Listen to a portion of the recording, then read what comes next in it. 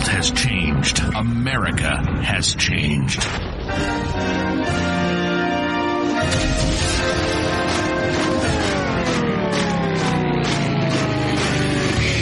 If something were to happen tomorrow, how self-sufficient would you be? Could you grow your own food? Could you sustain your own livestock? Could you survive?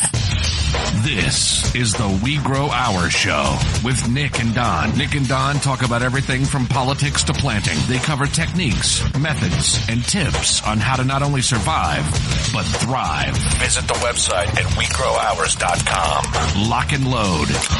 This is the We Grow Our Show. Get your grow on. Welcome back to the We Grow Our Show. Hope everybody had a fabulous week. I've got a lot of positive feedback on the Kuni Kunis. Did you? Oh yeah, it got shared like 12 times off of Hostile Hair. Nice. And anyway, a lot of people liked them. Some people were like, "What the heck is that?" It's an Ewok. It looks like a pig. Looks like a bear and a pig got together, made a baby. It was a fun show. I had fun editing that one. Yeah, buddy. Oh my gosh. Well, speaking of fun shows, I'm trying to figure out a transition into this. We'll say embarrassing moments. Okay. So I was recently kind of sick, and we'll just say it was flu-like symptoms. And so I'm going down 3rd Street in the middle of You really want to go through this story? I didn't know it was going to be like that. It's bad. It's bad. But everybody's been there where it's like, oh no, I have an emergency. And I have to go now. Yeah. And I was literally looking through the stuff in my truck to see if I had toilet paper to go and find a place to. You're a prepper. You should. I should have that. Yeah. I mean, I was. I've got 3 rolls in the trunk and 1 in the center console. Well, I have a bunch of like paper towels. And so that was plan B. Plan A was to find a suitable location with a closed door. Good plan. So, oh good, Jack in the Box. I can get there. And pulled into the Jack in the Box parking lot and fly in there. And I go to the men's room. It's a, locking single stall. Yeah. Men's room, and the door opened up and there's a dude just like washed his hands like, "Oh, hey, are you, he's like, "Oh, I'm just getting in here." I'm like, "Okay, I'm going to have to go home and change my pants if I don't get into a bathroom." So I'm like, "All right, woman's room. I don't care. It's open. It's a single stall. Screw it." I go in there, lock the door, destroy the place. I mean, it was bad. And I've been there for like 3 minutes. And then all of a sudden I hear talking right outside the door. And this lady starts pounding on the door. Oh no. And I'm like, oh gosh, this is so bad. And I don't say anything. I'm just in there because as soon as there's a man's voice, then she's going to be freaked out or whatever. Like, she'll just go away. She'll come back. You can do a boom, boom, boom, boom. Oh, wouldn't that be a surprise when the door finally opened though?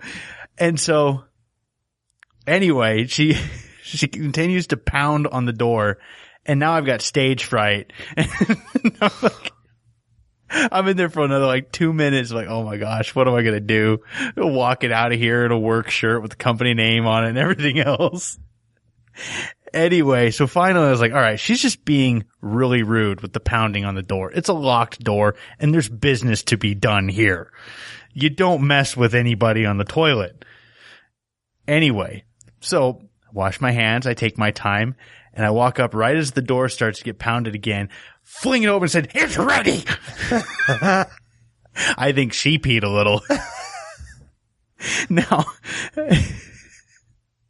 I don't even know where to go with this story. Me neither, but I figured I would embarrass myself in front of the whole world. Alrighty then. So if you just happen to be listening and you were in the Jack in the Box about a week ago, my apologies on so many levels. No, I'm not. I'd like to have a conversation with that woman. Oh, anyway. Yeah, transition from that. All right. I'm usually all right at the transitions, but, oh, man. I don't think I can. I don't know. Well, last week I got it. Speaking of fun shit. Gosh, please edit that. Oh, no, last week we were talking about putting together a Poop 101 class. I listened to the episode again and I'm like, oh my gosh, we really said that. So I think we need to do it. Alrighty. You know, proper bathroom etiquette, when to bang on the door, when not to. You know what the show is about, right? Well, you know, you're growing your own food. It's got to go somewhere eventually. I mean, come on. All right, moving on.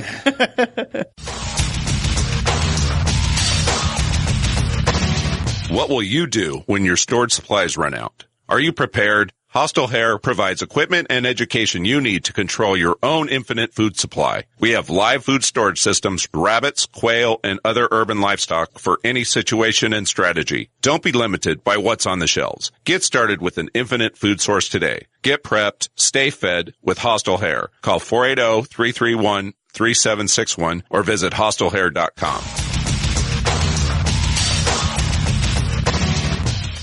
Oh yeah, I forgot to mention there's an in-studio guest and I'm pretty sure he's scared now. Oh, I think it'd take a lot more than that to scare him. All right. Well, this week we're going to have Raging Roger on the show. Roger Rage. Roger Rage.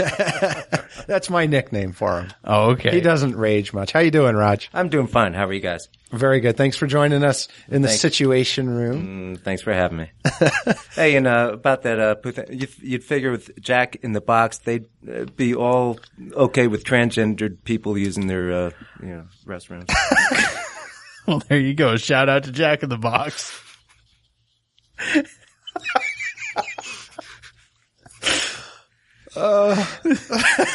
Small business shout out. Small business shout out. It's not exactly a small business. Certain franchise on 3rd Street in South Phoenix. My apologies. Oh, if we had a camera in here. All right, so we want to go into gold and silver this week, Raj. Okay. And you've been doing this for a while. I have, yes. Yeah, I've been doing this a long time. Actually, since I was a little kid collecting coins, and Mom and Dad always go through this, look for the silver dimes and quarters if there's any in there, you know. When I grew up as a kid, it was a little bit after we stopped coining our change in 90% silver. So after 1964, we had a few years there of good picking where we could find some silver dimes and quarters, but they went, and some nickels too, but they went quick. Anyway, around high school, it was about 1980, junior year, we had a social studies teacher. They called it history then.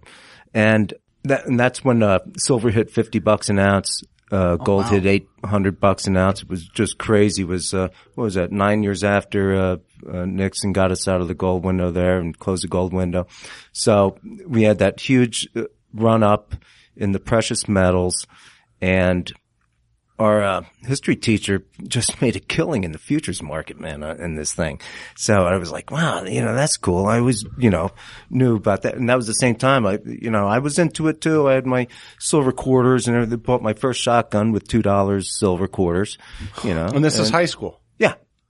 Wow. So, getting out of high school, I did what most kids out of high school do. I didn't worry about too much, anything other than girls and stuff like that. So, but several years down the road, me and a buddy of mine got talking about this commodities deal, and we started studying every week, and we put a lot of time into it. And so once a week we would study, and we got the charts and we got the graphs and everything else like that. And we would do paper trading, which is very important if you're going to trade anything, and you never traded in an open market before. Very important to practice before you, look before you leap, to test the water, whatever you want to say, Right. So we did that. And after a couple of years, I finally opened up an account, and it took a couple of years before I had to worry about, telling my accountant about, any gains. But eventually it started clicking, and I did okay. I mean, it supplemented my income, and, time came when I had a decision to make on a career change. So I said, well, I'll get my Series 3, become a associated person with a brokerage firm in town. So I did that and was a little disillusioned because when I first opened up my brokerage account the first time, commissions were like $100 a trade. I mean, and that's unheard of now. It was $50 in, And now $50 you're lucky if it's out. $10. Yeah, $10, $12.50 I think was the last I had. And so that's about it. I didn't make so when I started the brokerage business, $12.50 round turn was what I got. I had $1 million book. It was big, but it wasn't easy to get people to trade, Right. So, and you can't force them, but they were always like, churn and burn, the Chicago boys. And that wasn't my style. I was in there to try to actually help people out in a trade. You were in the wrong business for that. Yeah, I really was. I couldn't sell iced tea to somebody in hell. I'm not a salesman. I'm not that kind of guy. Now, the gold and silver thing, though, that's kind of genetic. Because your dad, I've heard stories, and your dad was the same way. Exactly. He was more of a cheapskate. So he would do the penny stocks on the gold shares, and he would have them all over the living room wall and stuff like that, of all the ones that weren't worth anything anymore. But we always my mom had a big giant bank full of gold, just silver coins that she had saved over the years. When it finally got full, we busted that thing open, and me and my brother, he was a bigger collector than I was. We would, try to fill our books and get all the coins and stuff like that in all the years. And he would even go and he had his paper route, plus work down at the resale shop down the street and everything else like that. And he was a go-getter, and I love him. And he went down and got his 1909 VDB penny, to complete his Lincoln penny collection. Do you have a Lincoln penny book? No. No? Oh, I did. I love the penny books. He went through and got every year and every series you could get. It was a cardboard thing. And you put the pennies in it, or the quarters, or 50-cent pieces, whatever it was, dollars, and you fill that book up. Yeah, I'd never, I don't know. I didn't even collect baseball cards, man. I didn't do any of that stuff. See, and we collected everything. We had a collection of mud in the backyard that we kept forever. Anyway. So I want to ask you, I want to get back to what gold and silver, kind of a real brief history of, we know that gold is a metal that you can't just go get. So why is it good to collect this stuff? What's the purpose? Most of our listeners are preppers. Okay. So why would I prep with gold or silver? Sure. So even going back to the founding of this country, and I don't know if this is just a story or what, but it said that George Washington melted down his silver plate to make the first coins because they needed silver coinage. Because you ever hear the expression "that's not worth a continental"? Well, there was a continental currency before we started minting silver and gold coinage in this country, and it financed the Revolutionary War. Towards the end of the Revolutionary War, George Washington was quoted as saying that a wagon load of continental currency wouldn't buy a wagon load of provisions anymore because it was just scrip. It was just pieces of paper, much like we have today. Now, interesting. Unbacked bills, basically. Yes. Now, up until 1971, when Nixon closed the gold window, we had a quasi gold-backed currency. In 1913, we instituted the Federal Reserve system, passed by Congress on 2 days before Christmas in 1913, and it was a big manipulation of public opinion and different factions going against one another who were really working towards one goal, which was to get a Federal Reserve Act in place. And that was a control. It was a control of the banks to control the issuance of currency, and they could do it they could control the interest rates, which is why we got into this Well, it's the cause of the 29 stock market crash too. They inflated the money supply, made easy money, then contracted it, had a bust. And it's a boom bust cycle, and it's always been that way, and it's been that way forever. There's always money allocated towards different projects that when they build up to a certain point, there's no more money for it. Or if it's easy money and they just keep dumping money into it, what happens? You create a bubble. So more and more money goes into this project instead of it stopping. So just like the real estate boom that we had here in, 2002, 3, 4, 5, 6. Up to about 8. Yeah. And then that popped. So anyway, getting back to the original question on why is it important to have a little bit of gold or silver in a prepping situation, because when the pudding hits the fan, a dime today will buy nothing. It has a dime has, I don't know, a half of a cent worth of material in it. A silver dime has about $2 worth of stuff in it. $2 of silver. So a silver dime today, a pre-1964 silver dime of today, will buy the same thing it did 100 years ago. It'll buy a loaf of bread. It maintains its purchasing power. What the Fed does is decreases the purchasing power of our dollar by not backing it with anything. And that was about 98% of the value of our money ago. So since 1913 to 2014, our currency has lost about 98% of its value. However, in the hard asset category of our money, it still has a relatively similar purchasing power.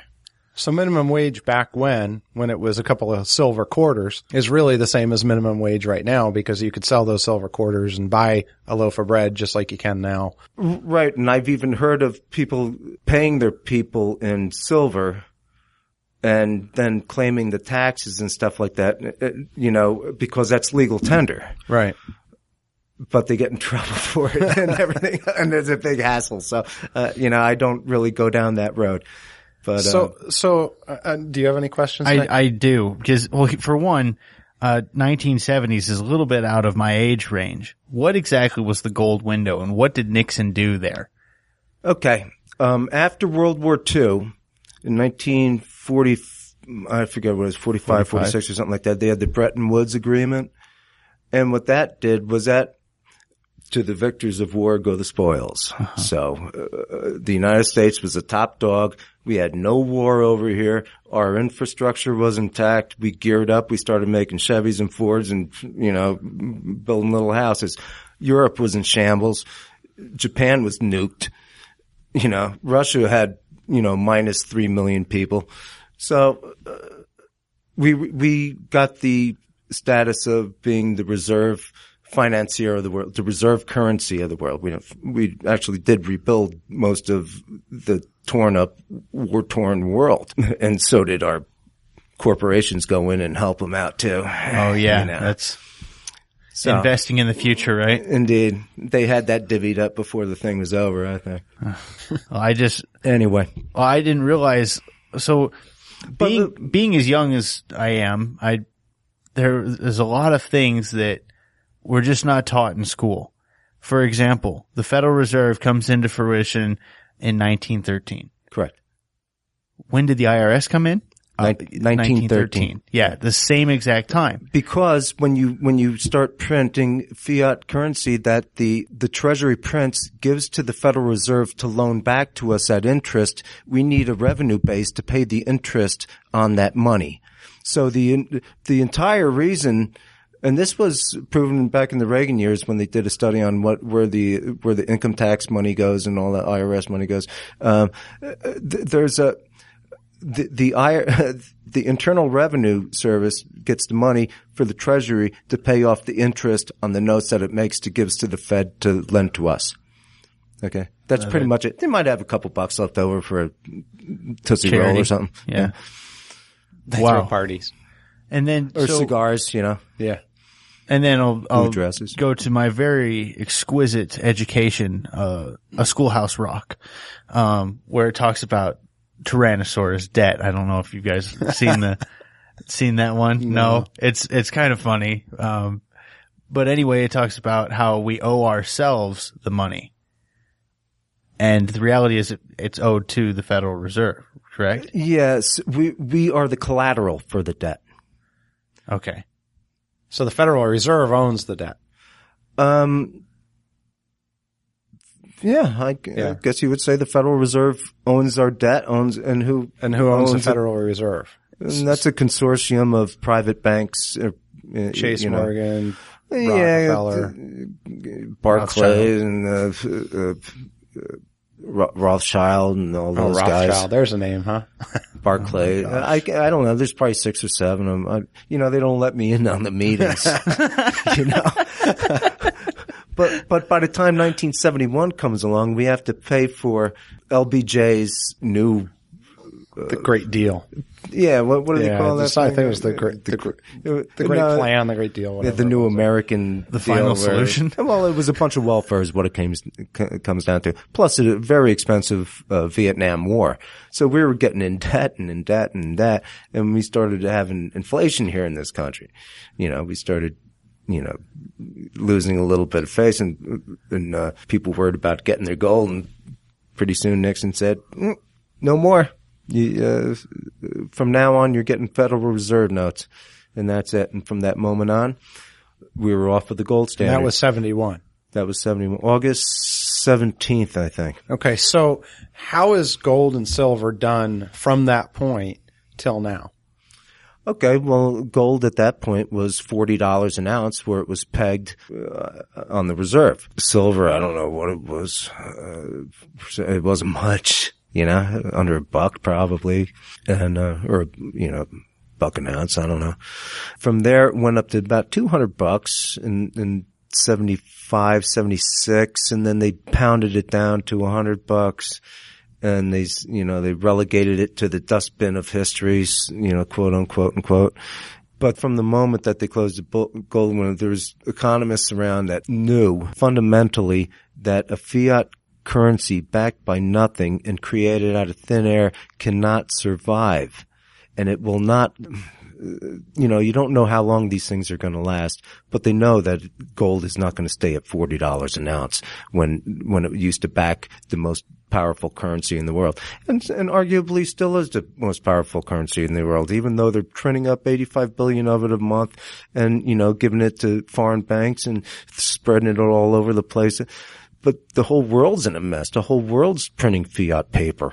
So what fiat paper do you like better? Do you like Charmin or do you like Northern Quilted? It's the same. It's really the same deal. So that, and that brings up, okay, so let's say we're printing out fiat currency. Half the world is, but let's say Russia and China decide, hey, we're not going to use the US dollar as a reserve currency anymore. Our dollar, obviously at that point, $8 trillion worth of debt over there, floods our market, and our currency, our interest rates go up and inflation just skyrockets. Okay, that's pretty, well, you can see that happening. You're exactly right. And because now we have what's coming online, the BRICS country, what they call it, Brazil, Russia, India, and China, and South Africa. So, and they're getting together and getting their own consortium of allegiance or, whatever you want to call it together. And they're going to start their own bank. Now they have to put in a certain amount of money. They're thinking about having it as a gold-backed.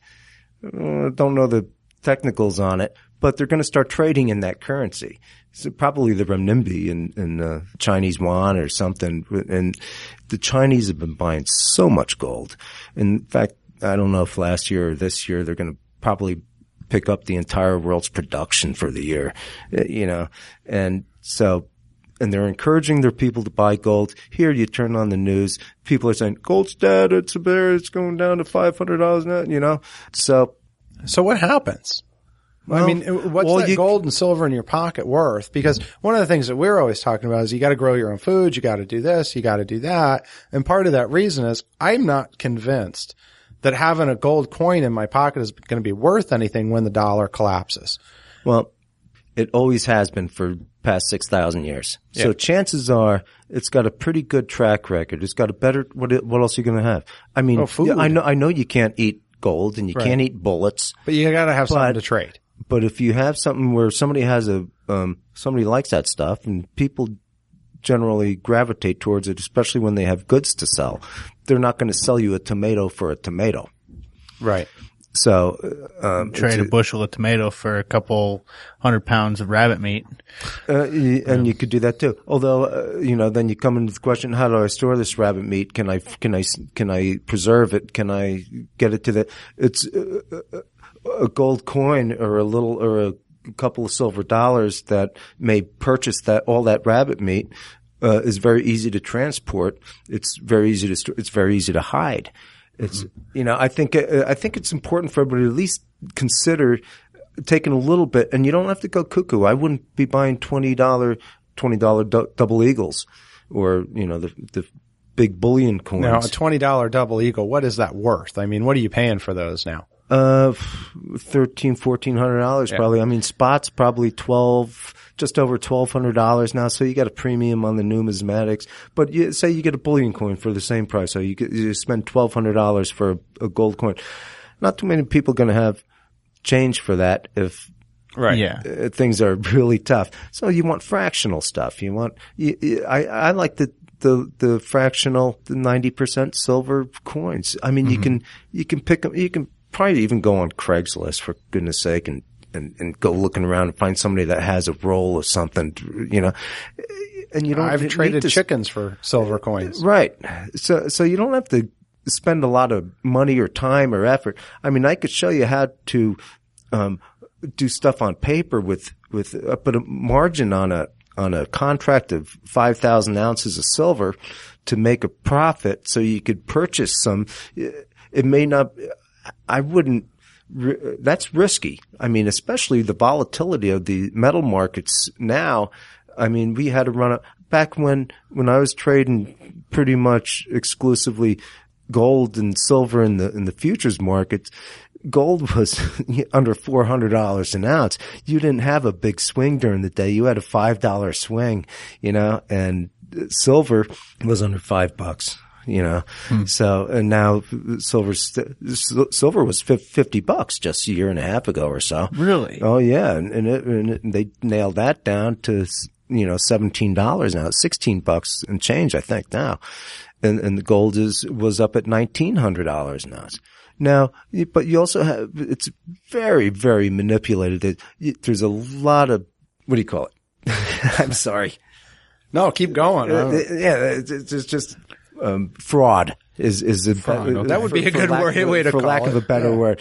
So last year, I think it was like October 10th, 2013, you had 200 million ounces of gold dumped on the market within a minute. Okay. Institutional traders don't do that.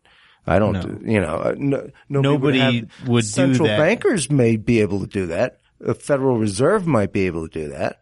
Those guys that are like, right. way up and there. it also happened early this year in January when I think like 1,200 contracts were, it was up overnight in Asia, around a couple hours into the trading session, 1,200 contracts just like that, bam, hit the Why would they do that?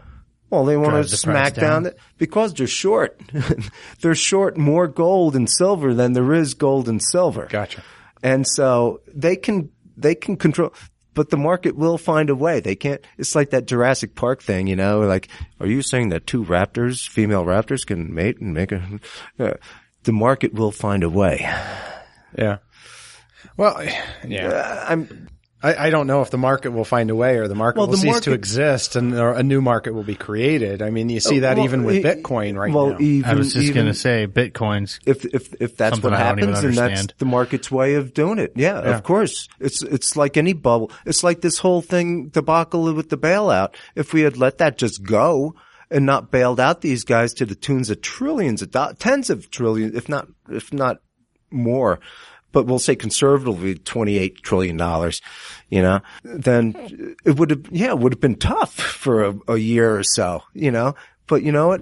That stuff those guys would have either been looking for another job or in jail where they belong, and we would have gotten a system back up and shake out that all this malinvestment is just continued to be propped up and inflated again and again. As soon as a bubble bursts, they want to blow up another one. So it's a perpetual, and that's the whole, not the whole thing, but Keynesian economics in a nutshell is perpetual bubbles. Right. So you have the .com bubble, and that bursts in 2000, and then, Volcker comes out and says, "Oh, we need to lower interest rates and get a housing bubble going."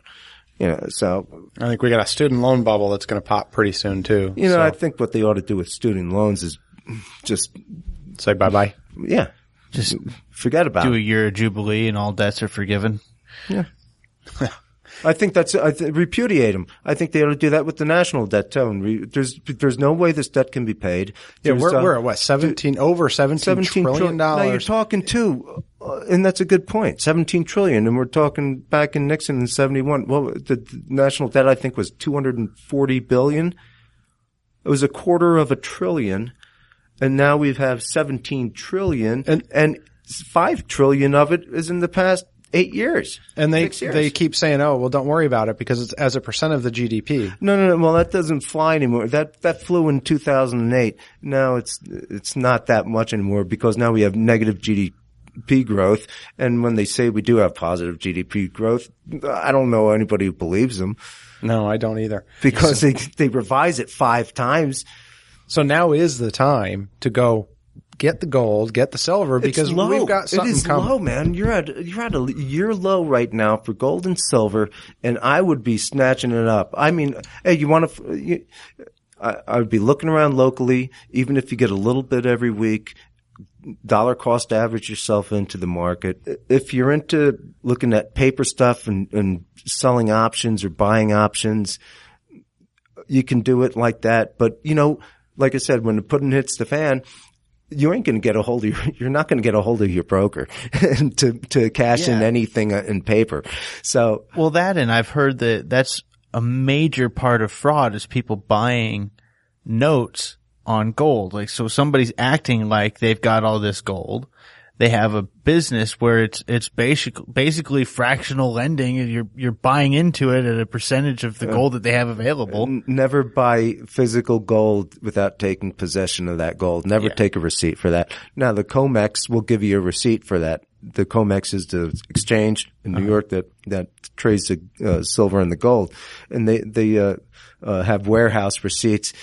But you can't trust them. I don't think they don't have all the silver that they're supposed to have here. In fact, I heard of one deal where, they're supposed to get 5,000 ounces and they couldn't get that, 100-ounce bars or something like that. So they had to get like they'd get like 160-ounce bars or some kind of off-the-wall kind of a thing to get delivery. And he wound up with like 30 extra or 300 extra ounces or something. That's not bad. Yeah, it was kind of 30 extra ounces. Heck of a deal. Like, actually, sign me up. Unless you're the guy that 300 went away from. That was a secondhand story, but I believe it. So, I mean, and again, your opinion here is that, I mean, something's going to happen at some point. We cannot keep sustaining this debt. We can't keep backing this fiat currency. We've got a Federal Reserve that's privately owned that's backing something. We just passed the Audit the Fed bill, which has been manipulated all to, not what it was supposed to be in the first place. I mean, what happens? We've got an election coming up. I'm scared. So, I've got 300 rabbits in my possession. I ain't scared. I got kids. This is going to change their lives if something does happen. I got bullets and bunnies. I'm ready. Yeah. And a flamethrower. Whatever, if we get into a serious economic downturn, and it could stem from the euro's in a mess.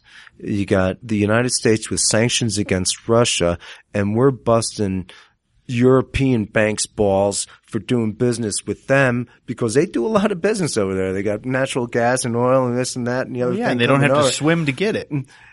Okay, so we're finding those banks billions of dollars and stuff like that, and they're not too happy with us. So we're meddling in everybody's business that we can possibly meddle into. And no, they're not happy with us. And the solution seems to be just go to war and fund it that way. Well, that's my fear. My fear isn't the ice cap melting, and my fear isn't a bunch of ISILs coming over and trying to kick my butt. My fear is that they're going to start a big old major. And I would just urge people, get off the nationalistic, let's go to war drumbeat thing. It's time that we turn that corner and turn that page. We can't afford it anymore. We had enough exactly. Well, we can't afford it anymore, and I don't think we're smiled upon from above too much for instigating this stuff. Yeah. But I'll leave it there. So, I mean, and I'll give you an example, something, I don't know, today we record in the Situation Room on Tuesdays. We had our first case of Ebola confirmed today in Dallas. Now, I'm not too paranoid about it at this point. I'm not too overly concerned about it. I'm not running around screaming, Ebola. But you just did. It's something to be concerned about. And a little thing like that can catch fire. Yeah. And it can impact our market.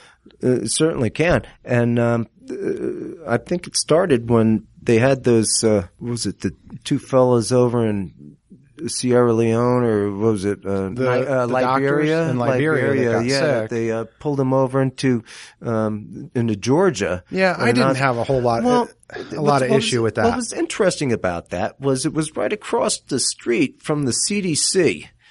Okay? And the CDC actually has a patent. That's right. On the Ebola virus or certain strains of it. Yeah. So they were, to me, I always ask, why? Right. Why would you bring two guys that are almost over this thing and take the risk of bringing them here? It just happens to be right next to the CDC where you guys are patenting viruses? They've got patents on more than Ebola, though. I'll tell you that. I mean, I went through the other day. Who's got the 90% kill rate Ebola virus patented? I'm sure it's us. Monsanto.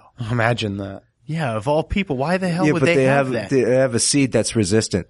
Oh, good. It's an Ebola resistant seed. It distributes it, and it's resistant. And that's another thing you have to, you always have to ask why with these criminals. Because, like the head of the, Department of Agriculture, revolving door from Monsanto to the Department of Agriculture. Oh, yeah. Now you're singing our song, buddy. You have questions raised on Monsanto. You get some, action started against them. He's the guy that's in head. He wrote it before he was in office. Exactly. Well, that was actually a chick that happened in 84. She worked for Monsanto, and then in 89 she approved what she had written for Monsanto as an acting member of the FDA. Yeah, imagine that. But that's happened at least 3 or 4 times since. Okay, so moving back to the gold thing, though, my point with Ebola, although I agree with all of it with you guys, and I could do this for hours, the point is something small, and we don't know how big this is going to be, but something like that can come in and affect our market. Again, that you got terrorist attacks, you got white flag operations. I'm not going to go into all that, but you don't know what's coming tomorrow, which is why I'd say the majority of our audience is preppers. Mm-hmm. I'm a prepper, not for, again, I don't think the world's going to end tomorrow, but again, I like to have some food on my plate, and I'd like to have some coins in my pocket, and I just want to make sure I'm doing it right. For anybody out there who doesn't have any funds, if an ounce of silver is $17 an ounce, and you can get some at a premium for, I don't know, or just some 90% coins for, that comes out to 18 or 19 bucks an ounce, I would do that. But you know what else you can do? If you have a $10 bill and you can find the right bank, go down and see if they have rolls of $50. There are so many people that turn in rolls of $50 and don't go through them, and they wind up having either 90% bennies in them or 40% or 90% Kennedy half dollars in them. So, and I've seen them, and sometimes they're all 40%. People don't think that they have silver in them. But up to 1971, I believe, Kennedy half dollars had 40% silver in them. And I get the thing right here. Let me So see where what- can somebody find stuff like that out? 60, up to 1970, $2.50. So for 50 cents, you're getting $2.50 worth of silver. And that's forever. Right. Right now it's $2.50. Right. I mean, it But it's could go a lot higher too. And it's not going to go below 50 cents if nothing happens. Exactly. So you really aren't going to lose anything. Well, yeah. Where do I find You out didn't that spend info? I just look online. I go to a place called Coinflation, and it'll give you the daily spot of the underlying silver and the amount of percentage of silver, the face value of the coin, and the years, so you can make sure you have the right years that you're looking at. Because the older pennies before 1981 or something like that, they're worth 2 cents. Right. If you do nothing else, you can double your money by collecting pennies. You can't melt them down though. That's illegal. You can't melt them down, but still. Unless the penny goes away. I know there's one guy stashing, he's got a warehouse of copper pennies waiting for the pennies to eventually go away, because once the coin goes away, I guess you can melt it at that point. Yeah. So nickel came down a little bit. It's only like 4.5 cents for a nickel now, but it definitely costs more to manufacture a nickel than Same as a than dollar. the face value. Yeah. I think it's like a buck, $1.20 to make $1. Yeah. To make $1 what? To make it a dollar bill. It costs $1.20. Yeah. They print the things out like, Yeah, well, it's on a type of fabric. Yeah, but you know why too? Because they got to pay the pension for the retards that are freaking running the press. They got to freaking do that forever, and they're a bunch of. Never mind. Come on. We were just going to get to the rage part. He's turning red. He's turning red. I'm trying to get going. Hey, I'm calm, cool, and collected today. Yeah, you are. Oh man.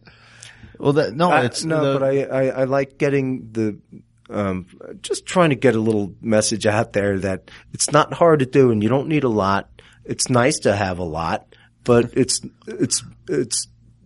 not nice to have nothing when if something happens.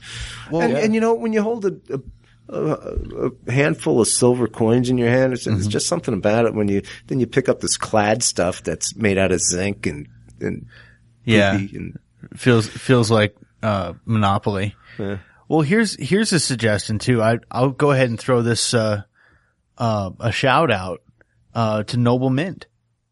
You remember Bill from Noble Mint? Yeah, I remember Roger got to meet Bill. Yeah, I did. At one of the prepper events. He went to, you came out there, Mesa, wasn't it? You came all the way out from the North Valley to Mesa. Cause I says there's this gold and silver guy out here, Noble Mint, and Roger come out to buy something. He's just, should I tell a story? yeah. Oh, let's hear it. Cause we already mentioned his name so people can go and find him.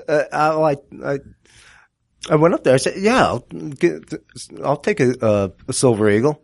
That's a 1 ounce silver mint coin, U.S. mint coin." He goes, "Well, we don't sell them." I said, "We only sell them by the big box, which is 250 ounces, and so it's like $18,000 or some kind of." I was like, "Are you kidding me?" I said, "You could sell one of those boxes here if you just crack it open and sell them for. You could sell them for $30 a pop. People will be buying them all day." But did he show up with one of those boxes there? He had all of them displayed. He had like 2 or 3 coins on his big table. He's getting, Well, okay. now he might sell them at the store, and part of the thing with the Prepper Yeah. Fest is you've got to have licensing in Yeah. place in order to sell, and I think that was probably part of it, but. I don't know, because the one that you had down in Glendale, Yeah. there was I bought a couple from that guy down there. Right. But I don't know if he had the proper. He might not have been. You need a freaking sales tax license from whatever city you're in. Really? Yeah. See, so like I'd go to the show and I'd never sell cages at the show. I always give information and say, if you're interested, you contact me at the website, because I don't I don't play that game. My business is set up in Santan Valley. That's where I pay taxes. So everything that I buy goes through there, or everything that's sold there. I'm going to interrupt again. Did you hear about the tax thing now in Arizona with the cigarettes? What's that? So, did you hear this, Raj? No. So everybody that bought cigarettes online for the last 20 years to avoid paying sales tax, the state has gotten it in their heads now. They've sent notices to everybody saying, hey, because there was it became illegal at one point. So they actually went and seized all the records from these companies that were selling them online. Gosh. So they're going after everybody. People are getting $4,500, $5,000, $8,000 tax bills from the state because they bought cartons of cigarettes online for the last 10 years. Wait a minute. And they're collecting on it and sending these people out. And, you know, this is normal people that they don't have $4,500 sitting there and saying, well, not only do you owe the state sales tax on this, but you owe all the interest and penalties for the last X number of years. I mean, they're going after them. The state is hurting for revenue is the only thing I know. That, you know, so it makes you wonder if you buy anything online now, it's not sales tax free. So what's going to happen and where are they going to get those records? Well, how many smokers are in? All you have to do is put a pistol in the hand of every smoker and say, okay, let's go down there and make sure this doesn't happen. Yeah, well, because people don't stand up. We know that. Well, you know, listening They to haul an grandma interview of Poland when it went under or came out of communist control, the Catholic Church played a big part in that, of unifying people and getting them together. It was kind of like their safe haven and their sanctuary, if you will. And the commies knew this, but you couldn't get everybody. Right. Yeah. I mean, you could infiltrate and see what they're doing, but there's no way you could get everybody. And that's always been my thing. If everybody stood up and just with a collective no, I mean, it's ridiculous. You're trying to steal my money because I'm trying to get a deal on some smokes that you don't let me smoke where I want to smoke them. Even though the guy that owns the property says I can smoke them there, I still can't because you say I can't. Yep. And now I'm a non-smoker, non-drinker, but I don't like it when people's ability to choose is made illegal. And it's not, you know, that's not a pro-choice thing. I mean, I'm against abortion, but again, I think that's it's not called a my freedom thing. Yeah, it's not my decision. You know, it's not my decision that you smoke. It's not my decision that you drink. That's you. You know, your relationship with whatever almighty you believe in, that's your business. I believe a certain way very strongly, I'll add, but it's not my business to legislate and litigate other people's rights. Yeah. As long as you Amen. don't affect my rights, we can be friends. That sounds a little like a libertarian. You must be one of those. Yeah, I keep telling them that. You know, that's I- kind of a viewpoint that somebody, I don't know about you, man. Well, it's, yeah. I mean, I don't have a stash of reefer because I think it ought to be legal, but you know, These other people are pro-choice, not your light bulbs or where you smoke, but they're pro-choice, man. yeah, well, yeah. I hear what you're saying. I see what you're saying. What was I saying earlier? Before you jumped in with the tax thing. Oh, so back to Noble Mint. Yes. What he presented to me, which I really liked, was, sectional, like it was a gram of gold. And Yeah, that sections, was the little card. yeah, and Yes, it was a plastic card with the gold in it. And so it was like $20 worth of gold, but it didn't say 20 on the card. It said 20 well, a gram or a gram. 0.2 ounces. It was a really fine shaving Exactly. of a piece And of gold. It was pretty cool. I thought it was a novel idea. beautiful idea. And then you tried to sell me on making hostile hair currency. And I'm like, wow, that'd be cool to have my emblem on a freaking gold card, you know. Mm-hmm. But Pamps, is that what they call them? Pamps. Pamps. Yeah. But the idea that now you have something that you don't have to bust out a scale every time you do business because it's pre-measured, and if the thing isn't cracked and you trust the person that's laminating them, then you have a system there. No, that's very true. Also, on the numismatic side of things, and you can get some stuff that isn't graded, but they also had, you know, the $20, $10, $5, and a $2.50, which is a little tiny thing. It's kind of comparable, but it has a numismatic value. So the 10th ounce gold coins that you'd see issued from the mint, probably, a little over 120 bucks, I guess. Well, what's gold at per ounce now? What's the spot? 112. 112. I mean, 1,000. Right around 1,200. $1,200. Really? Because it was like 900 when the last time I checked it. No. It hasn't been below 1,000 in a long time.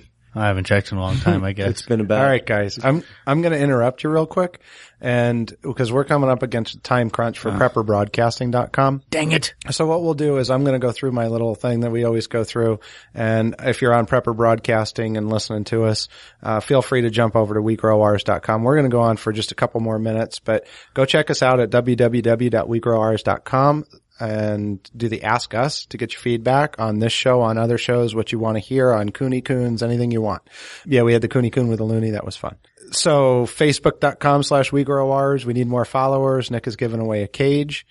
A 3-tier cage, a really nice cage. All we have to do is hit 3,000, then we're giving that away. So go over to Facebook.com/WeGrowOurs, do that. Twitter.com/WeGrowOurs, come follow us. We don't tweet a lot, but do it anyway, please. Share it out, whatever. Gompers is coming up in March 7th of 2015. You can go to the website and get your tickets for that. Also on Facebook. I've got an aquaponics class coming up on October 7th. 11th. Saturday the 11th at 10 a.m. out in North Phoenix. And you guys are welcome to come out hands-on that. Again, you can go to Ecopod Gardens or go to We Grow Ours and check that out. Link over. Come to the event. Nick, hostlehair.com. Show sponsor. My Lavender Life has changed the name. So you go to mylavenderlife.com now. It's pure, natural, simple. That's the essential oils with the new, better oils. She decided to change that name. So, thanks for listening on prepperbroadcasting.com as well. And a big shout out to them for carrying us. We appreciate that. All right. So now we're going to continue with us and put those things back on. Dang it. We're not done with you. So we might get political now, but, it's on our website. We're allowed to. So tell me some of the other things that what are you seeing right now with everything? Cause I know you keep up on the stuff that I don't. I haven't kept on as much as I should. I've been doing a lot of reading and trying to catch up on that. I had some, well issues and some other issues at home and a rental unit that had to be worked on for a week. So I've been out of the news and it was actually quite nice too to take just a little break from it. But I'm concerned about the whole Iraqi ISIS ISIL thing that I'm just hoping that cooler heads will prevail and that we can stop this this policy of intervention that we are just hell bent. And it's like Hillary Clinton comes out, she's just as big a neocon hawk warmonger than any of them. And then Obama, he's sitting there going, okay, I actually have more respect for him, but then he goes and. All right. Well, we lost all of our listeners. Bombing them. So no, I don't. But you know what they're like? They're like a pair of socks. So you got a left one and a right one. They both wind up stinking. I'm sick of the whole game. And I don't want to play it anymore. Yeah. I want out of there. I want our guys out of there. And I've never been more anti-war in my life than seeing what's going on over there. And well, what happens if we can't? It's one of those things. You can't win. You're going to go in. You might take out 30,000 people, and you're going to have another generation coming at you, and another. They've been fighting this war. If you believe in biblical times, they've been fighting this war since two men were born. Yeah, and this is a 6,000-year war. All right. And that is true. It goes through degrees of radicalization. Mm-hmm. When Mossadegh was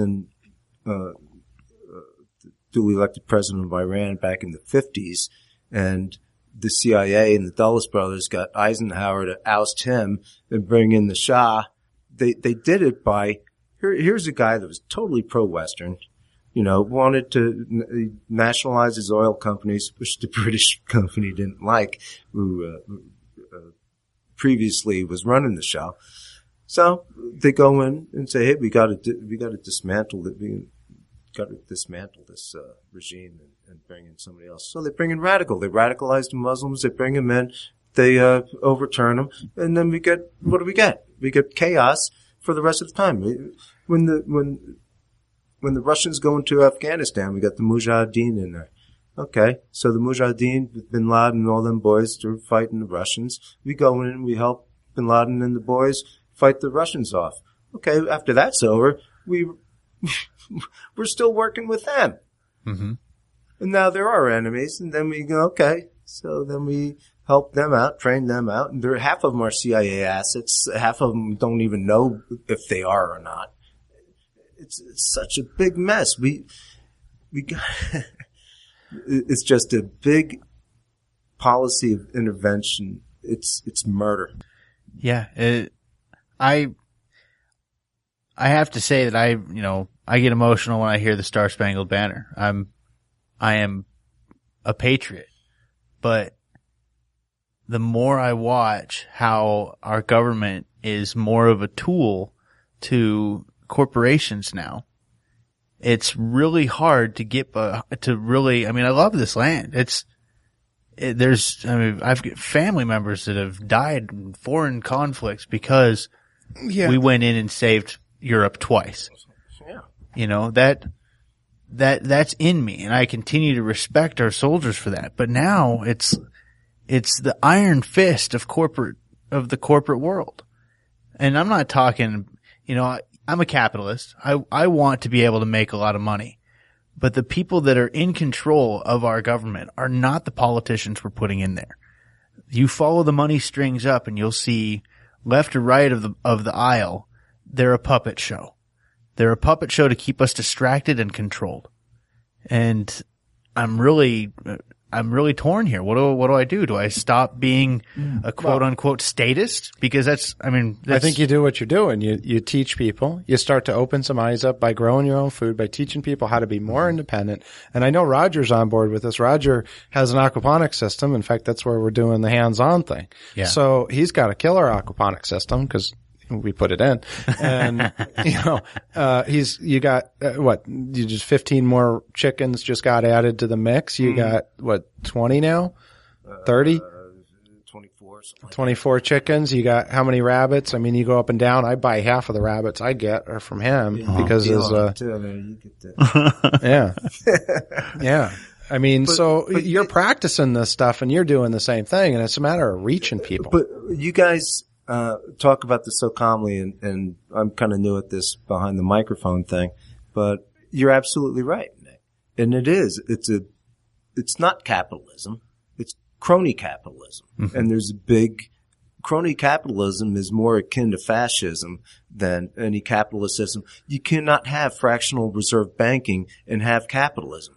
Capitalism in a true Austrian sense anyway is the accumulation of capital which is allocated to a certain project which goes through its development, and it may take a while and stuff like that, but it's pure. It's not sullied by created money or fake. For example, say you have the Fed come in and completely lower interest rates, or you have a bust, and the whole Congress, government, president, whatever, come in and do all these work projects. That's what they do over in China. They have these the Central Bureau determines the GDP of the country, and then it allocates all these resources to different parts of different provinces, and then they get things to do. They have cities over there that are completely uninhabited with high-rise luxury penthouses and stuff like that. There's nobody living in these buildings. There's nobody's living in the entire cities. That's the malinvestment of that's going over in China. If you had a purely capitalist country or system, you wouldn't build something that nobody's going to use, like FDR. I remember back up here in Snowflake. One of the work projects was going out and ripping out all the juniper trees up along the highway up there. They never came back. They're, it just looks like a wasteland up there. What was the purpose in taking them out? To give people jobs. Give people a job. So a job without purpose. Man, Right. I didn't know about that either. What do you do? I mean, that's still, I've struggled with that. I've had many a talks with Roger, That- and what do you do? And that's kind of what you said too. I mean, I love America. But I'm not falling for the government geopolitical crap anymore. I look at like Alna Summer on who's a Facebook thing, the really, really free market out here in Tempe. We've got all these people, a big liberty movement around us. We've got Barry Hess out here who's very involved in it, who's running for governor. And I see what they're doing. And they're more, I think they call themselves more of an anarchy kind of society. Yeah. And I'm not quite there either, but what do you do to go from where we are to something that's not controlling us any longer? And that's what I don't know. I guess the sooner you can remove yourself from being dependent on the system, when their crap doesn't matter as much to you anymore because you're burning your own rabbit poo for power. Well, exactly. Well, and even, we talked to Boyd Craven a couple of weeks ago, and that thing, the Cubit press. The Cubit press, I made a very solid, I only mixed up a little bit to test it. I took paper shreds. Right. And I made a cube that once it was dry, I stood on it and it didn't break. And I'm a fat guy. And this thing was solid. And with that kind of density in a gasifier, you can have your own power. Exactly. So you're not relying on the Exactly. system. So, but what else can you do? I mean, that's why I do this, is so we can reach people. But Roger, what do you think too? I mean, what do you do? How do you get people to open their eyes to this stuff and to start prepping and start growing their own food and start feeding their damn communities? Yeah. Well, I think you guys are off to a tremendous start doing what you're doing, and I commend you on it, and I appreciate you, and I think you're doing a great job, and I'm sure your audience does nothing but grow. We grow ours. We grow our Indeed. audience too. Sorry, I had to throw that in. I'm sure they're organic. And it's gonna take some time. There's a lot of propaganda out there. You're inundated with it every day. What I ask people to do is think for yourself. Think original thoughts. People get most of their opinions from some blonde chick on a freaking 5 o'clock news. They do not think for themselves. They see a stupid news report written in 6th grade English, and they take it as God's honest truth. They see a politician, and as soon as he's elected, they think that he's risen to some kind of deity or something like that. And they forget he works for us. Yeah, and you forget that he doesn't give a GD about you. He is not there to serve you. They changed this whole constitution deal around with the election of the senators and the members of Congress. We have congressmen that are serving, I don't know how many, 150,000 constituents or something. We're supposed to do 35,000, at the max now, but they froze the number in the 1920s.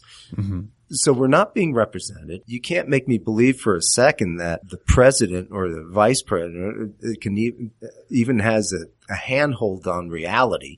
None of them ever worked a day in their life, with the exception of one guy, and that was Ron Paul, that was running in 2008 and 2012, and I love that guy. And I remember during one of his debates, and he held up that silver dime and said, "You want 10-cent gas? Here's 10-cent gas." But it just made too much sense. Back then, it was worth $2.50. He said, a silver dime is worth $2.50. That's what a gallon of gas. And that was superb logic, I thought. Completely right on. But it's over the heads of most Americans. And it went over like a turd in a punch bowl. Yeah. Gosh, there's an image. I'm with you. And I remember my parents when we talked about Ron Paul. He's like, well, he's just going to take away from the Republican vote. Yeah, he's going to split a vote. He's going to split the vote. And Just I'm like, yeah. And so everybody's like, well, he's going to split the vote. He's going to split the vote. He's going to split the vote. Okay, so you got the pair of socks again. Well, and if let me throw this out there. You got the Republicans saying the Libertarians are going to split the vote and take half the Republicans so nobody gets elected. Well, maybe it's their turn to come over to the Libertarian side and vote for us. Exactly. And see what happens because we're doing the same damn thing over and over and over. And I thought somebody said that was a definition of insanity. I might be wrong, but I think it's time for them to move over and quit splitting the damn vote and start voting somebody in that makes sense. That's right. Well, and I would urge people to get educated. Well, we might have lost listeners on this episode now. If I offended anyone, exactly. Well, it's not. We got to come together, guys. We can't be split by all this stupid wedge issue garbage that they throw down the pike, and we can't say that it's okay. I think, and I've said this a couple of times, the heartstring issues of abortion, gay marriage, these things that we feel very strongly about are not what we should focus on. And I'm willing to put those things in the back seat, and we can talk about them on a communal level. But everybody eats 3 times a day. Everybody's burning fuel and using power, and everybody's going to need medicine eventually. We take control of those 3 things on our personal level, then we can start discussing the other those other issues. I mean, we have said things about liberals, and I'm going to use air quotes that too. But I'll tell you, most liberals I talk to have some really deep feelings about the same things that the libertarians have and the same thing that the Republicans have, which is getting corporation out of there.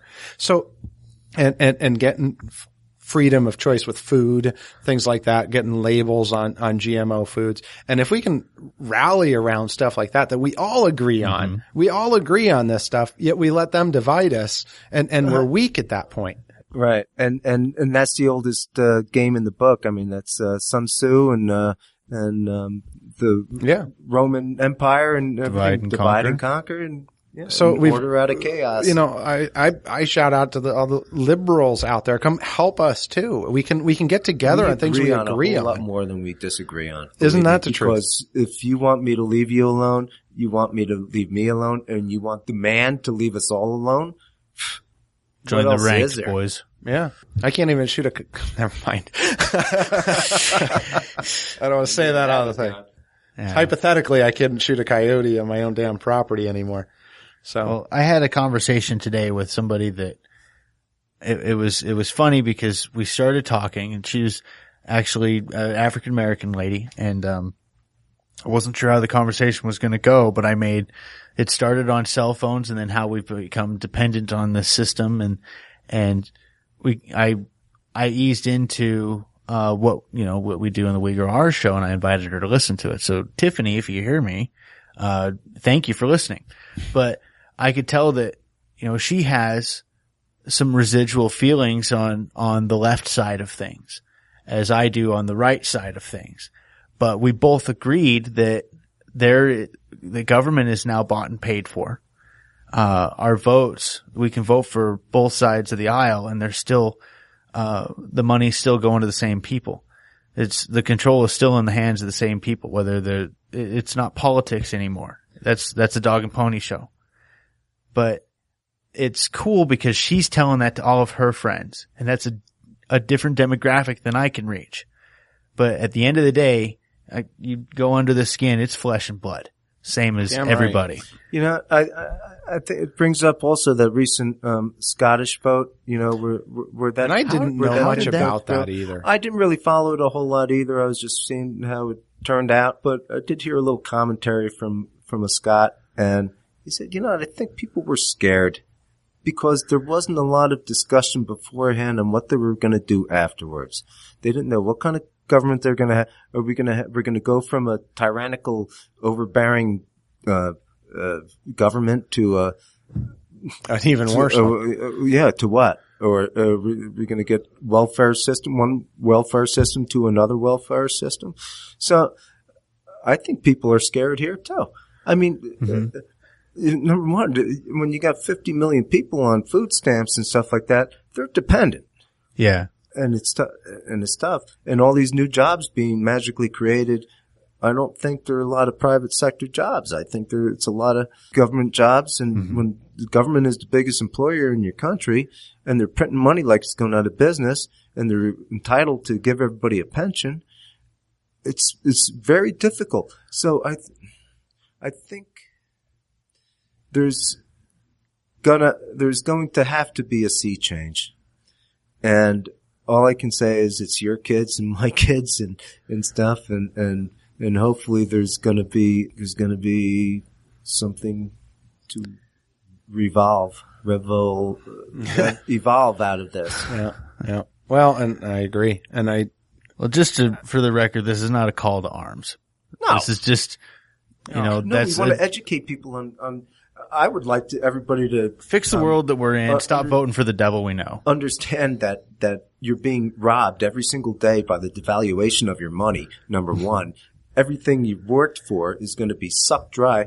And they made the precedent in Cyprus there where banks can just go in and take a certain percentage of your money and screw you. And basically they did that right out in the open. Here they just do it through 100 different slices of a razor, you know? Yeah. Buying cigarettes online. Big sin.